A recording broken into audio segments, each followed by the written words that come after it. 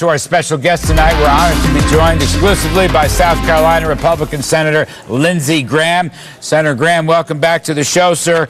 Let me just ask you, you know that Senator Rand Paul is very much against this NSA. He is saying it's a violation of personal liberty. It's a violation of the Fourth Amendment. He said Big Brother is spying on you or watching you. What is your response to what Senator Paul is saying? Well, the Fourth Amendment protects Americans from unreasonable searches and seizures. And how does it do that? You have to get a warrant. No content, no phone call of yours or mine can be monitored by our government unless a federal judge authorizes the content to be monitored, and the government would have to prove to the federal judge that the person on the other end of the line is a terrorist. So we do have a warrant requirement, and this is not an unreasonable search and seizure. And by the way, we're at war, and we need to find out what these guys are up to, because if you don't preempt them, we're going to pay a heavy price. So I'm very comfortable with the legal basis of this program. All right, you support the program. Yes. The point about Senator Rand Paul, and he's getting a lot of ink about this, as you know, and has a lot of supporters on this point. What you're saying is he's wrong because he's left out the FISA warrant program. Is that basically the essence of your disagreement with Paul? Yes, an unreasonable search and seizure is prohibited by the Fourth Amendment, and a warrant is the check and balance. To everyone who's listening, the government cannot monitor the content of your phone call unless a federal judge authorizes it, and the people who are tracking the terrorist have to prove a connection between your phone call, your phone number, and a known terrorist's phone number. And I think most Americans want us to try to figure out who the terrorists are talking to throughout the world. And like Anwar al-Awlaki was talking to Major Hassan. Remember that guy, Major Hassan, who killed 19 people at Fort Hood? He was corresponding with Anwar al-Awlaki, an American citizen al-Qaeda leader in Yemen, through email, and we missed that. So I would tell Senator Paul that I do respect civil liberties. We do have checks and balances, but I believe we're at war, and it's a good thing to be trying to find out what terrorists are up to and who they're talking to. I don't want to be difficult about this, but you mentioned Fort Hood. We missed that. We also missed the Boston Marathon. Yes, we did. Marathon bomber. So, Senator, skeptics of this story, skeptics of the NSA, are questioning, you know, Clapper and the NSA are saying that it stopped dozens of terrorist attacks. And, of course, the second problem with that is Clapper himself looks like he lied in front of a congressional committee. In other words, people just don't seem to trust, or let me say, some people, many people, don't seem to trust this story, Senator Graham. Well, the Major Hassan and Anwar al-Awlaki was a communication through an email conversation. And believe it or not, under this program, a known terrorist like Anwar al-Awlaki, because he's an American citizen, we can't monitor his email. I want to fix that. But the Boston situation wasn't about the phone surveillance program failing. It was a failure of DHS, the Homeland Security folks, not to notify the FBI and the CIA that this guy had gone back to Dagestan, to the terrorist safe haven. Our system failed to talk to each other. So we need to up our game. And if we took this system out of play, and it may have been destroyed already, if we lose the ability to monitor terrorist activity, phone calls and emails, we got a warrant requirement protecting us. But if we do away with this, then we're pretty much blind, because we don't capture people anymore, Larry. We don't gather intelligence. We read them their Miranda rights.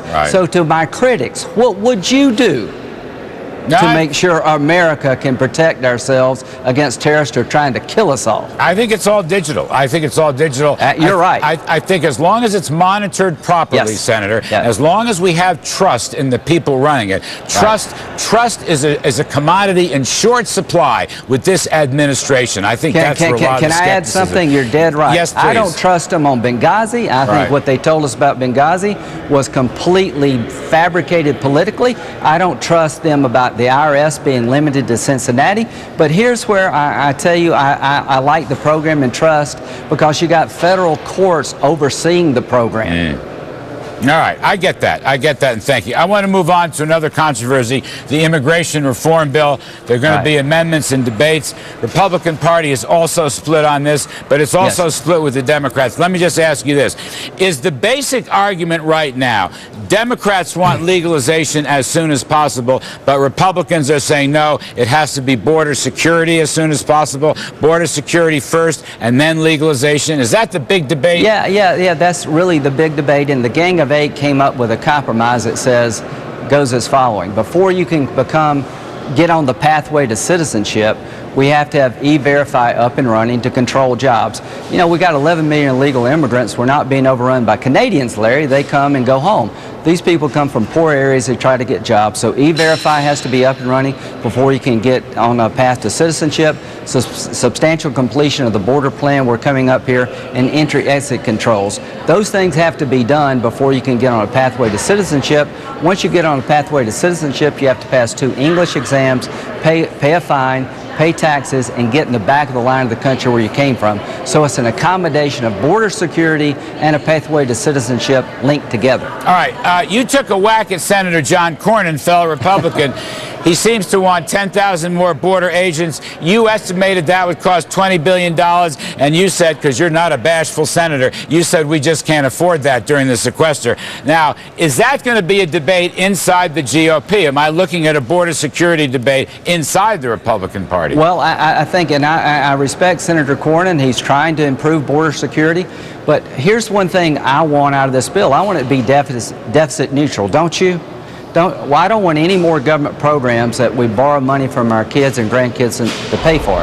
So right now, I believe the bill is paid for. If you want to add more border security, fine, let's find a way to pay for it. And if you want to add a new trigger that you can't adjust to citizenship until X is done, our Democratic colleagues have to be convinced that Republicans can't manipulate X and that's achievable. There's a lot of distrust. I would never grant legalization first and hope the AFL-CIO would give me more guest workers and a bigger legal immigration program and then border security. And they're not going to give us border security and hope we deal with pathway to citizenship later. They're all together. So if Senator Cornyn wants more border security, count me in, but it's got to be paid for. And if he wants a new trigger, it's got to be something that's not politically manipulated that really holds the 11 million hostage. It sounds like this whole issue is very far from being resolved. And as you know, it's going to be... But I'm hopeful. It's going to be tough in the House. Let me ask you one more. If I'm not mistaken, you were in a White House meeting yesterday with the Chief of Staff and the OMB Director. Yes. Some of the reports, Senator Graham said, basically